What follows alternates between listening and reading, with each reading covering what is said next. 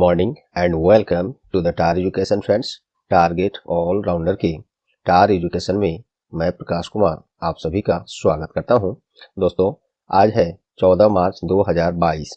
चूंकि संडे को टार एजुकेशन पर डेली करंट अफेयर्स क्लास नहीं कराया जाता, तो हम लोग पिछले 2 दिन के सभी महत्वपूर्ण करंट अफेयर्स इस क्लास में देखेंगे।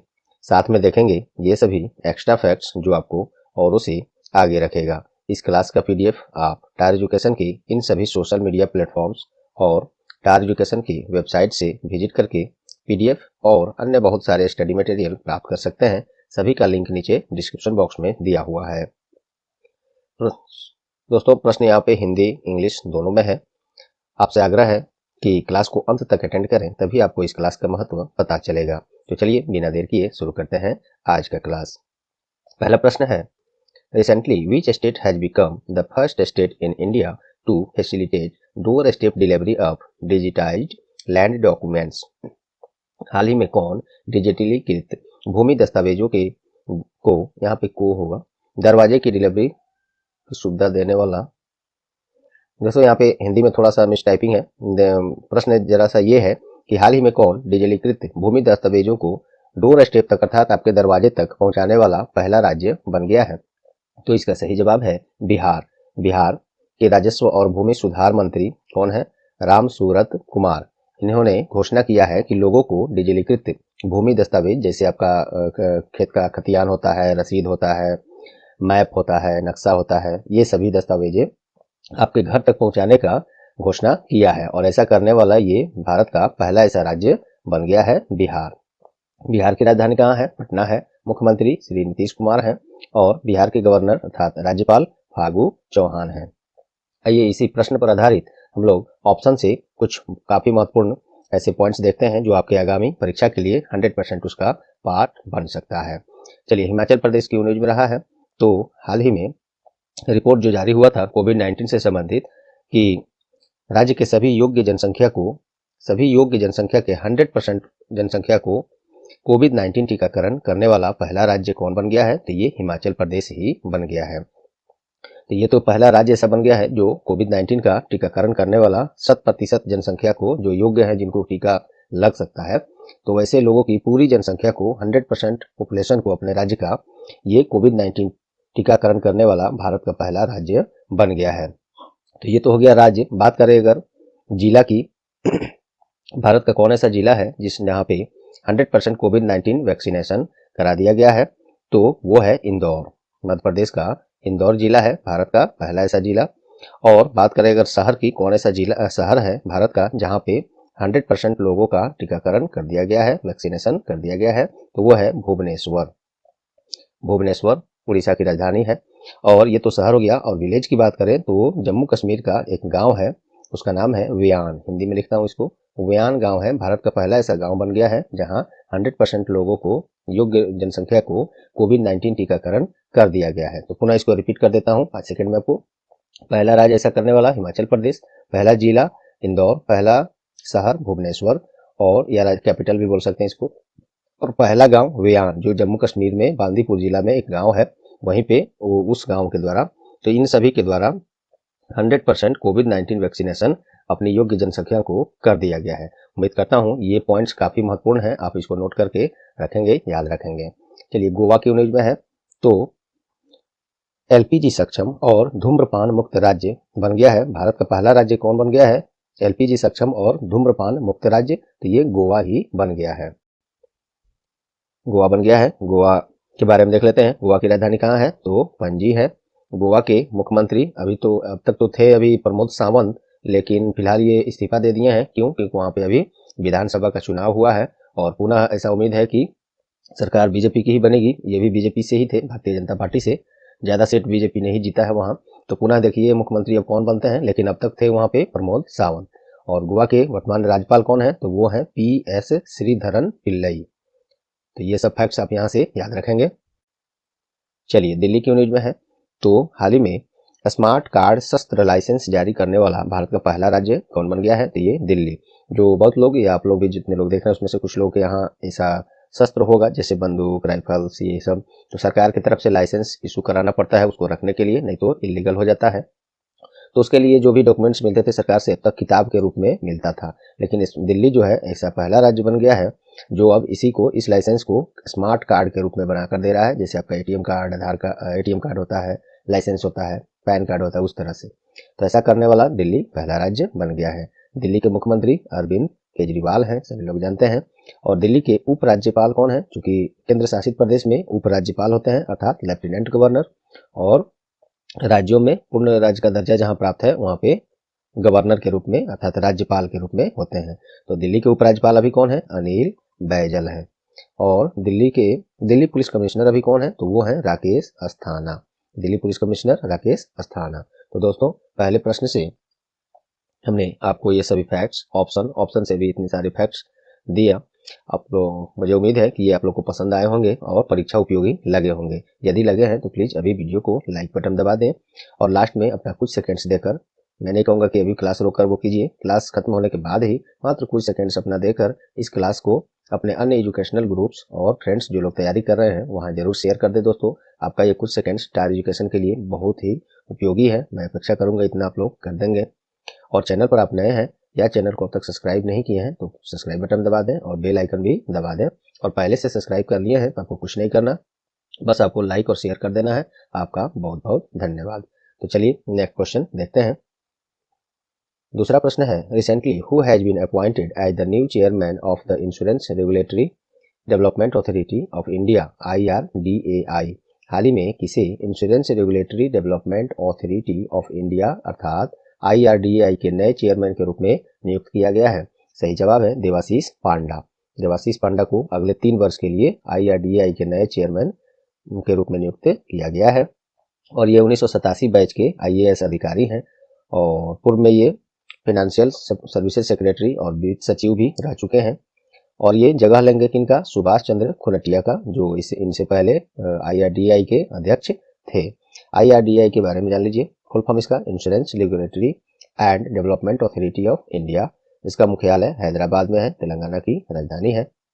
और इसकी स्थापना 1999 में और चेयरमैन देवाशीष पांडा हो गए, जिसकी प्रश्न में चर्चा हो रही है।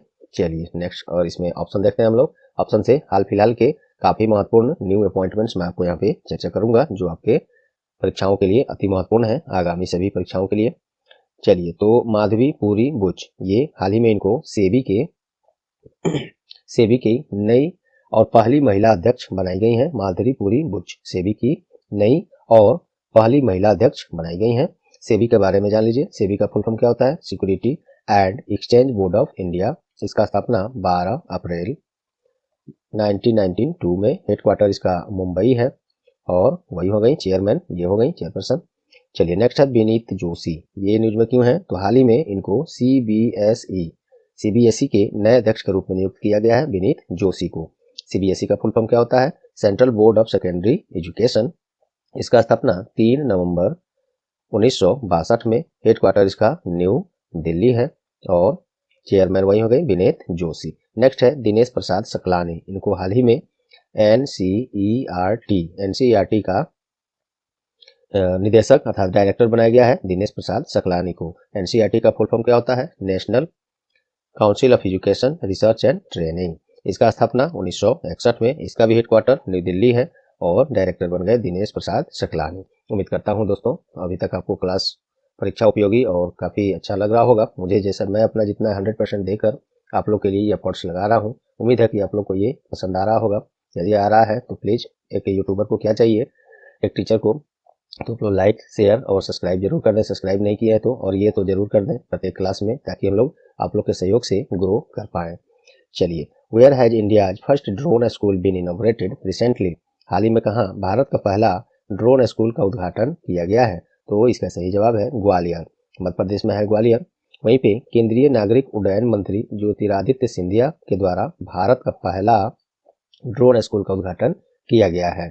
और इसके अलावा 4 और अर्थात टोटल 5 स्कूल ऐसे खोले जाने हैं, जिसमें से पहला तो खुल गया ग्वालियर में और 4 और खुलेंगे। वो कहाँ पे? तो एक तो हो गया ग्वालियर, अगला भोपाल, इंदौर, जबलपुर, सतना, और ये सभी मध्य प्रदेश में ही है। तो ये ड्रोन स्कूल ये खुल गया और बाकी ये सब खुलेगा। देखिए कुछ और इसमें बातें हम लोग देख लेते हैं। मानव रहित हवाई वाहनों, ड्रोन और उनके उपयोग के बारे में जागरूकता पैदा करने के लिए मध्य प्रदेश के ग्वालियर में भारत का पहला ड्रोन मेला का उद्घाटन वही बात हुआ। मध्य प्रदेश में है तो मध्य प्रदेश की राजधानी भोपाल है, मुख्यमंत्री शिवराज सिंह चौहान है और गवर्नर अर्थात राज्यपाल मंगू भाई छगन भाई पटेल है। चलिए, तो ये तो रही इसके बारे में एक्स्ट्रा फैक्ट। ऑप्शन से आप लोग को प्रश्न पर आधारित कुछ और फैक्ट्स मैं देता हूँ जो एग्जाम के लिए जरूरी हैं। तो चलिए, कोची के बारे में देखते हैं। भारत का पहला वाटर मेट्रो प्रोजेक्ट वाला शहर बन गया है कौन? तो ये कोची ही है जो भारत का पहला वाटर मेट्रो प्रोजेक्ट वाला शहर बन गया है। चलिए, तो एक और है, हाँ इसके बारे में कुछ और है। कोचिन शिपयार्ड लिमिटेड के द्वारा ये निर्मित है और इस वाटर मेट्रो प्रोजेक्ट का नाम है मुजरिस। इसे बोल लिख देता हूं मैं, मुजरिस। मुजरिस, और ये पहला वाटर मेट्रो प्रोजेक्ट है और भारत में ऐसा करने वाला ये जगह पहला है। कौन सा? तो केरल में कोची। चलिए, हैदराबाद क्यों न्यूज में है तो 100% महिलाओं के स्वामित्व वाला पहला औद्योगिक पार्क अर्थात इंडस्ट्रियल पार्क कहाँ पे इसका उद्घाटन हुआ है? तो ये हुआ है हैदराबाद में, तेलंगाना की राजधानी हैदराबाद में भारत का पहला 100% महिलाओं द्वारा इसको चलाया जा रहा है। और ये इंडस्ट्रियल पार्क, इसका उद्घाटन कहाँ हुआ? तो हैदराबाद में। ये सब याद रखिएगा। और एक और मैं बता देता हूँ हैदराबाद से इसी तरह का एक और पॉइंट है, याद आया मुझे। भारत का पहला कोयले से मेथनॉल संयंत्र का उद्घाटन भी कहाँ हुआ है? तो ये भी हैदराबाद में ही हुआ है। ग्वालियर तो हो गया। चलिए, दिल्ली क्यों न्यूज में है। भारत के पहले ई वेस्ट इको पार्क स्थापित करने की मंजूरी कहाँ दी गई है? और ये ऐसा होगा, भारत का पहला ऐसा होगा ई वेस्ट इको पार्क। तो ये मंजूरी दिल्ली में दिया गया है, दिल्ली सरकार के ही द्वारा।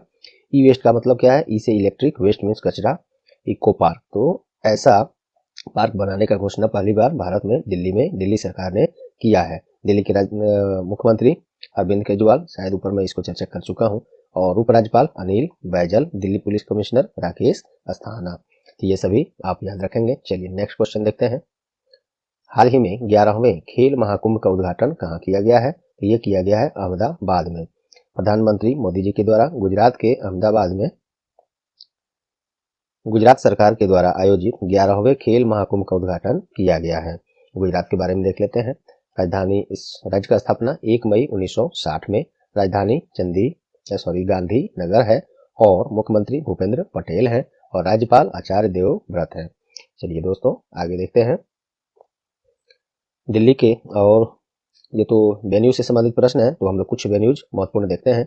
दिल्ली क्यों न्यूज में है तो चौथा प्रश्न है, राष्ट्रीय युवा संसद उत्सव का तीसरे संस्करण का आयोजन कहाँ हुआ है? तो ये दिल्ली में ही हुआ है। राष्ट्रीय युवा संसद उत्सव क्या होता है इसमें? तो इसका उद्देश्य ये है, इस उत्सव का 18 से 25 वर्ष तक के युवाओं की आवाज सुनना जाता है और आने वाले वर्षों में विभिन्न करियर में इनको शामिल किया जाएगा। और शीर्ष 3 इसमें जो युवा का चुनाव होगा राष्ट्रीय युवा संसद उत्सव में, उनको लोकसभा अध्यक्ष के समक्ष बोलने का मौका मिलेगा। यही सब होता है। तो केंद्रीय युवा एवं खेल मंत्री भी कौन है? तो श्री अनुराग सिंह ठाकुर हैं। और अभी लोकसभा अध्यक्ष कौन है? तो ओम बिरला है। ये सब एक्स्ट्रा फैक्ट इसमें याद रख सकते हैं। तो राष्ट्रीय युवा संसद उत्सव दिल्ली में 10 से 11 मार्च तक इसी महीने में किया गया है। हैदराबाद क्यों न्यूज में है तो हाल ही में बायो एशिया कॉन्फ्रेंस 2022 अर्थात हिंदी में बोले तो जैव एशिया सम्मेलन 2022, हालांकि इंग्लिश में ही भी याद रखिएगा, बायो एशिया कॉन्फ्रेंस 2022 का आयोजन कहाँ किया गया है? तेलंगाना की राजधानी हैदराबाद में। नेक्स्ट है 25 पुदुचेरी। तो 25वें राष्ट्रीय युवा उत्सव का आयोजन कहाँ हुआ है? 25वें राष्ट्रीय युवा उत्सव का आयोजन ये हुआ है पुदुचेरी में। और पुदुचेरी का राजधानी कहाँ है? पुदुचेरी ही है। मुख्यमंत्री एन रंगासामी, और वहाँ पे राज्यपाल कौन है? तो तमिलिसाई सौंदरराजन। और ये तमिलिसाई सौंदरराजन को यहाँ का एडिशनल चार्ज दिया गया है राज्यपाल के रूप में, उपराज्यपाल के रूप में, क्योंकि ये केंद्र शासित प्रदेश है तो वहाँ पे राज्यपाल नहीं उपराज्यपाल के रूप में नियुक्त किया जाता है। तमिलिसाई सौंदरराजन को ये एडिशनल चार्ज दिया गया है। तो एक्चुअल में तमिलिसाई सौंदरराजन कहाँ के राज्यपाल हैं? चलिए आप कमेंट में बताइए। कई बार इसकी चर्चा हमेशा से मैं करता आया हूँ और आप लोग को ऐसे भी याद होना चाहिए। तो चलिए, चौथे प्रश्न से हम लोग इतने सारे चीज जाने। उम्मीद करता हूँ आपको यहाँ तक क्लास पसंद आया। चलिए, recently who has become the first women cricketer to captain the most in the ICC women's cricket world cup, अर्थात हाल ही में महिला क्रिकेट विश्व कप में सबसे ज्यादा कप्तानी करने वाली पहली महिला क्रिकेटर बन गई हैं कौन? तो ये बनी है मिताली राज, अपने भारतीय महिला क्रिकेट टीम की ये कप्तान है। और ये प्रश्न और न्यूज ये है कि सबसे ज्यादा बार क्रिकेट महिला क्रिकेट वर्ल्ड कप में, या ऐसे भी जेंट्स की भी बात, पुरुष की भी बात करूं तो क्रिकेट वर्ल्ड कप में सबसे ज्यादा बार कप्तानी करने वाली ये विश्व की पहली महिला बन गई हैं। और तो ये मिताली राज हैं, अपने इंडिया की महिला क्रिकेट टीम की कप्तान है। और ये अब तक टोटल 24 महिला क्रिकेट वर्ल्ड कप में कैप्टनशिप कर चुकी हैं और उसमें से 14 मैचों में इन्होंने जीत भी हासिल किया है। चलिए कुछ एक्स्ट्रा फैक्ट हम लोग जान लेते हैं। ये बीसीसीआई ये क्या है? Board of control for cricket in India. Bharat में जो भी क्रिकेट खेल का आयोजन होता है ये बीसीसीआई ही के अंडर में ही होता है। इसका स्थापना कब हुआ है? 4 दिसंबर 1928 में। इसके प्रमुख कौन है? सौरव गांगुली हैं, 39वें क्रम के हैं। और सेक्रेटरी अर्थात सचिव जय शाह हैं। और ये वर्तमान गृह मंत्री और सहकारिता मंत्रालय के मंत्री श्री अमित शाह के पुत्र हैं। चलिए आईसीसी, जैसे भारत में क्रिकेट खेल का आयोजन ये कराता है बीसीसीआई, उसी तरह अंतर्राष्ट्रीय स्तर पर क्रिकेट खेल का आयोजन आईसीसी कराता है, अर्थात international cricket council. Headquarter Dubai जो यूएई में है और इसकी स्थापना 15 जून 1909 में। चेयरमैन ग्रेग बार्कले हैं और सीईओ जियोफ एलार्डिस हैं। ये सभी चीजें याद रखिएगा। चलिए ऑप्शन से कुछ इसी तरह के प्रश्न पर आधारित काफी महत्वपूर्ण, अब तक तो आपको समझ में आ ही गया होगा। एक्स्ट्रा फैक्ट बताने के बाद ऑप्शन जो हम लोग रख रहे हैं यहाँ पे आपके लिए कितने महत्वपूर्ण और हाल फिलहाल से रिलेटेड रह रहे हैं, तो इसको सर्च करके आप लोग के लिए इस तरह से पेश करने में काफी समय लगता है दोस्तों। मैं अब आप लोग ऐसे समझदार हैं, समझ सकते हैं, काफी एफर्ट्स उसमें लगाने पड़ते हैं, काफी समय लगता है ऐसे डाटा एकत्रित करने में, टाइप करने में, फिर आपको याद करके आपको बताने में।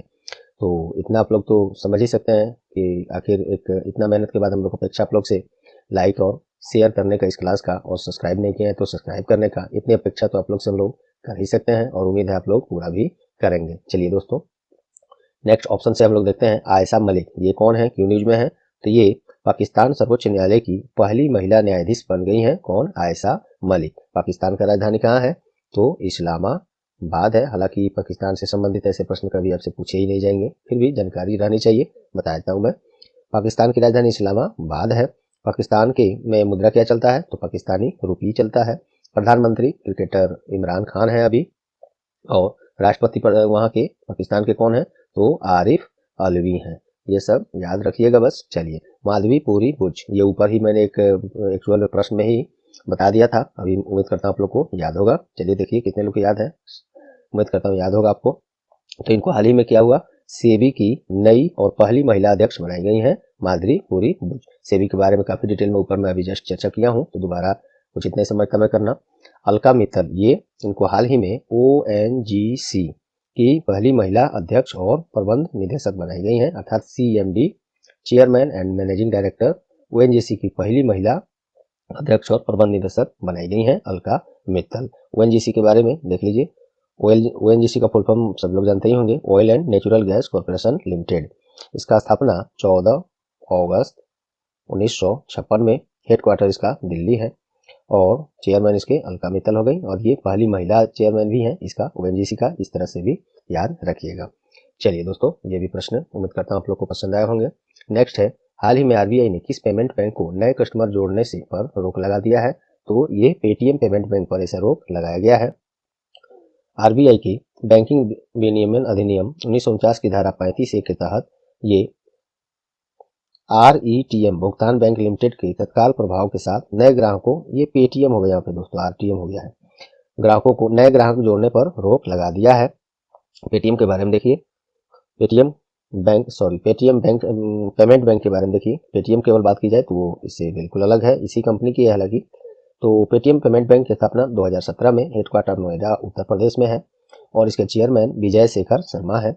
आरबीआई के बारे में भी देख लीजिए, इसी ने इस पर रोक लगाया है। आरबीआई अर्थात रिजर्व बैंक ऑफ इंडिया, इसका मुख्यालय मुंबई है।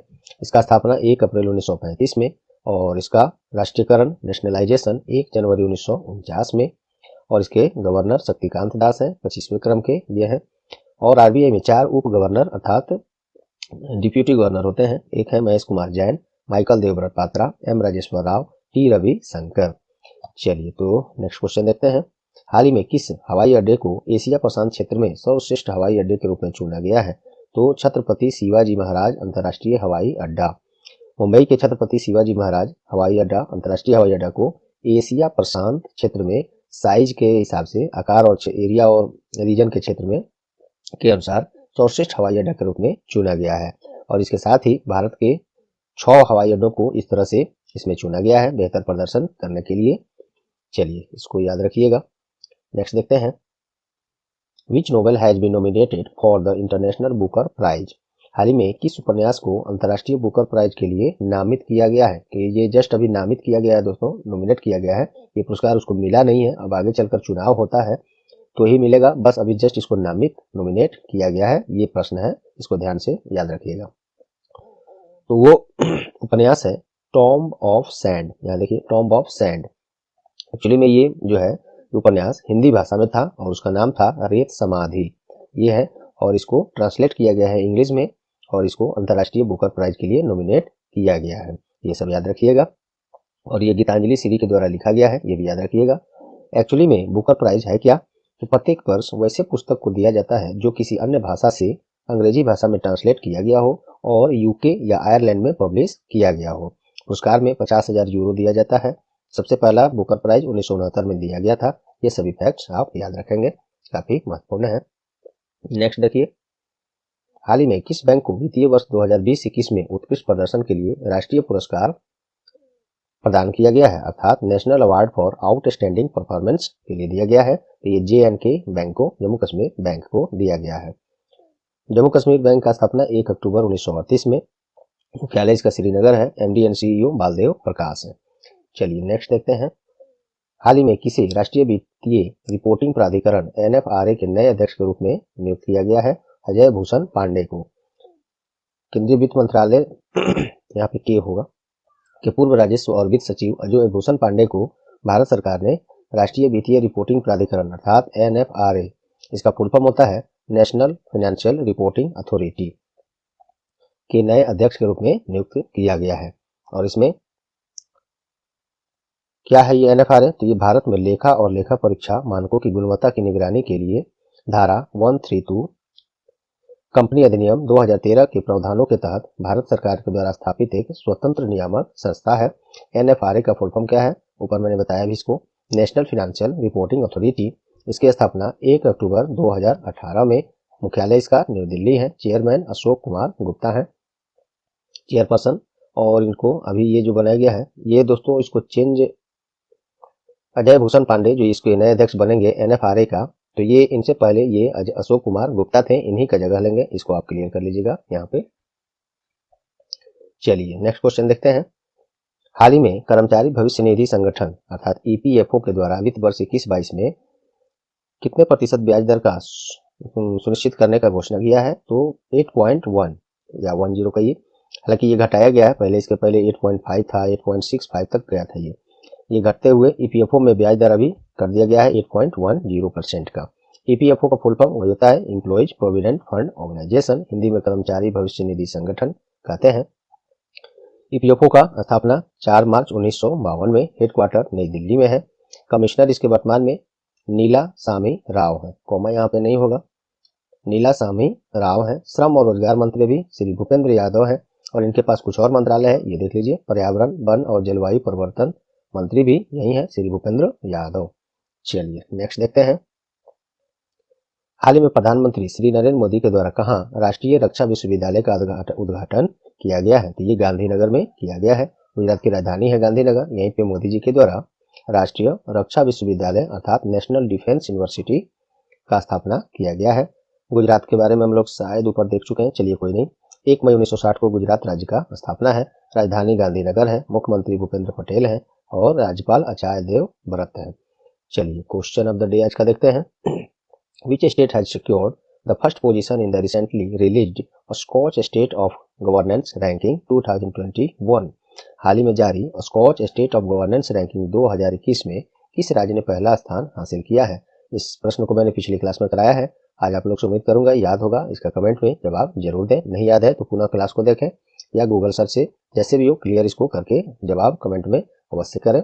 तो चलिए दोस्तों, उम्मीद करता हूँ आज का क्लास आप लोग को परीक्षा उपयोगी लगे होंगे। यदि लगे हैं तो प्लीज़ वीडियो को भी लाइक कर दें, अपना कुछ सेकंड्स देकर शेयर करके टायर एजुकेशन का सहयोग करें। इसे अपने अन्य एजुकेशनल ग्रुप और वैसे दोस्त जो लोग तैयारी कर रहे हैं उन्हें ज़रूर शेयर करें। अदर जगह शेयर करने की कोई आवश्यकता नहीं है।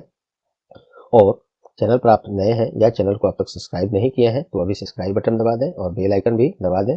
और पहले से सब्सक्राइब कर लिए हैं तो आपको और कुछ नहीं करना, बस लाइक और शेयर कर देना है। आपका बहुत बहुत धन्यवाद। तो चलिए मिलते हैं अगले क्लास में, तब तक के लिए goodbye, all the best.